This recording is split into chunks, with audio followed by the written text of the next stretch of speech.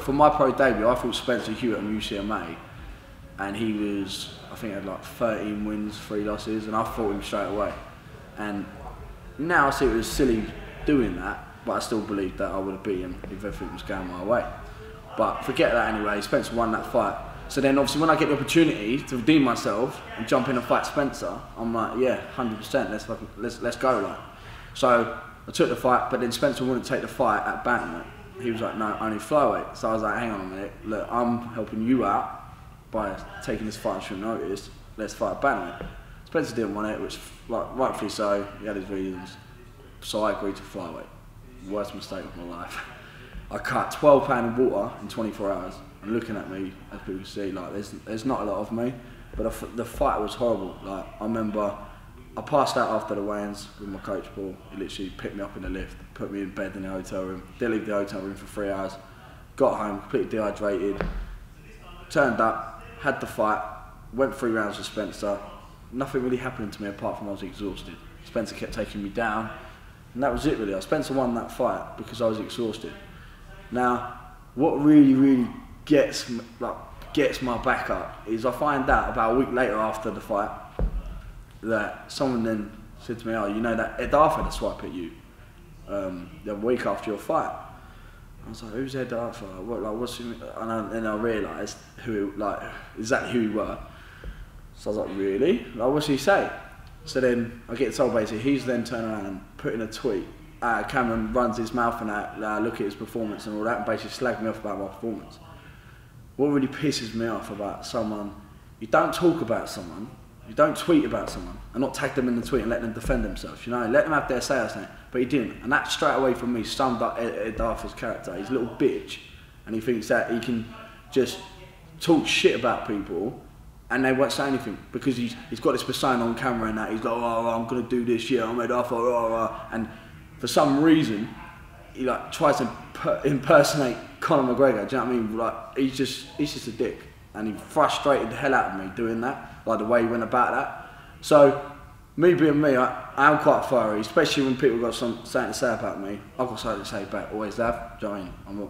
I'm a man at the end of the day, got something to say, then let's talk, if not, let's fight, let's sort it out. And I don't care whether that's, like, anyway, do you know what I mean? That's just my morals, that's just the way I am. So, for him not to put me in the tweet and tell me about it, but to bitch about me, I thought it was a really bitch movement. So, I didn't, to be fair, at the time I did write quite a fiery tweet straight back and it was quite aggressive. But my management at the time got to it before Ed did and deleted it. Quite wisely. But they were like, bear your time and just, you get him. So then I waited and then Ed got scheduled against Nathaniel Woods and beat Nathaniel. So then I thought, right, that's my time now to go at it with a more modern approach and more adult approach. So I tweeted him, I said, congratulations on your win.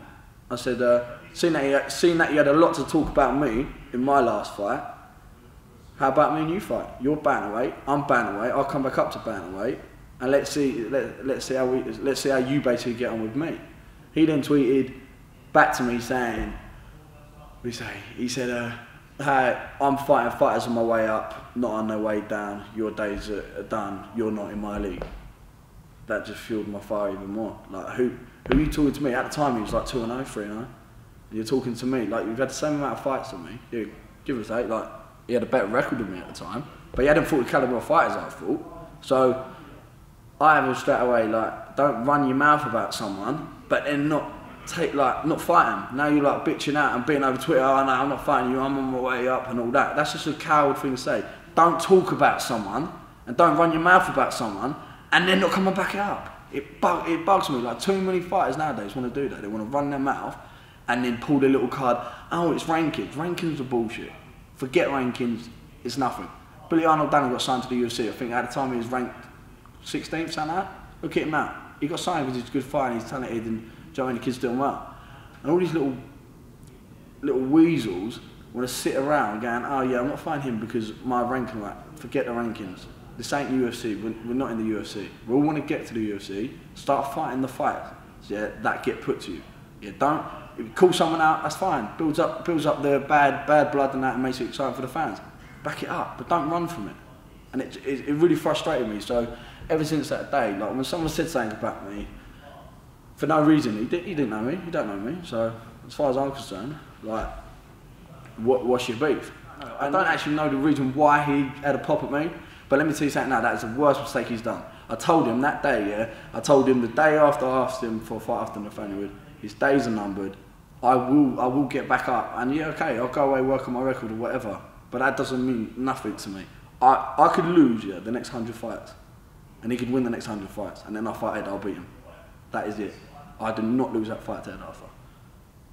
See, there's always been that beef between me and Ed. When Ed pops up on the same post at me, you're right, I'm going to tell Ed I think he's a mug. And I've always did. So, and I remember the funny thing is, it was on an Instagram post, he was there, I then said to him, oh, this see you next Tuesday is basically, I can't stand this see you next Tuesday, whatever reason. He then wrote back to me, I've had enough of this, I spoke to my coach, right, I'm going to smash you up, I'm coming down to your gym.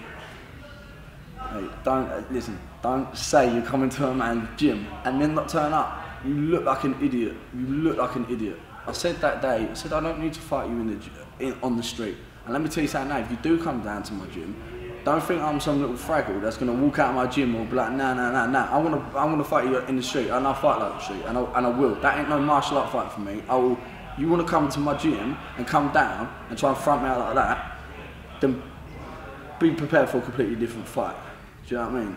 Like, don't come to my gym. I've offered you out in a cage. Everybody wants to see it, yeah? Everyone wants to see the beef, so when you want to fight with someone, then fight. And I said, look, I don't need to fight you in my gym, but look, if you do come down to my gym, you've been warned.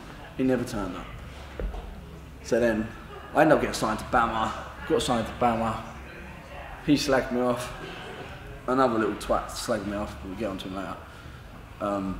And basically, I just said, like, I always had in my head, I have one fight on Bamma, then I want one of them two. Not Ed, obviously, because Ed at the time was a champ. I wanted this other lad.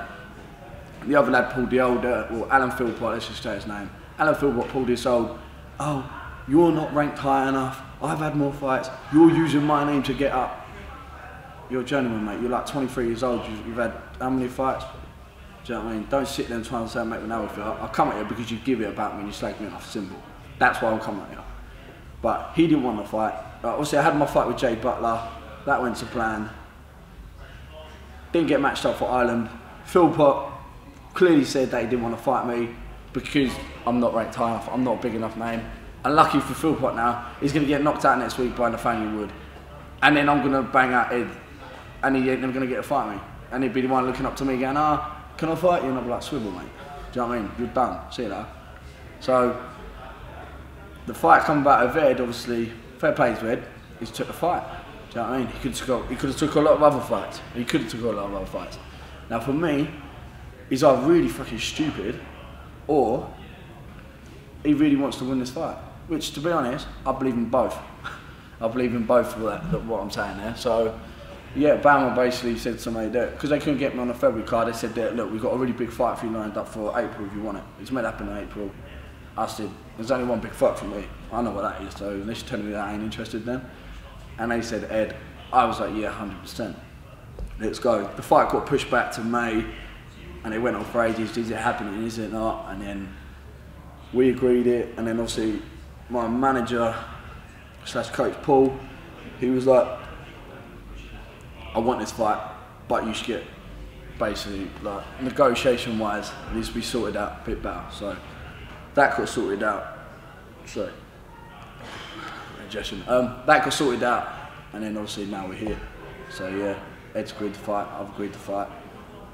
May 14th, Ed's getting put out. Simple. That is simple. And honestly, mark my words, I will finish Ed. I will finish Ed in 1 round. Make sure you train as hard as you can. And listen, I'm telling you now, get in the best possible shape you've ever got in. Be the best fighter you can become over the next 10 weeks. So trust me, I am going to be in my most best top shape ever. Honestly, this is to me my biggest fight, and I know this opens up a lot of doors for me. Let me say something now. Don't have any excuses after the fight to say, oh, that's why I beat me. This is it. This is going to get squashed. May 14th, all this beef is going to get squashed after I finish you in 1 round.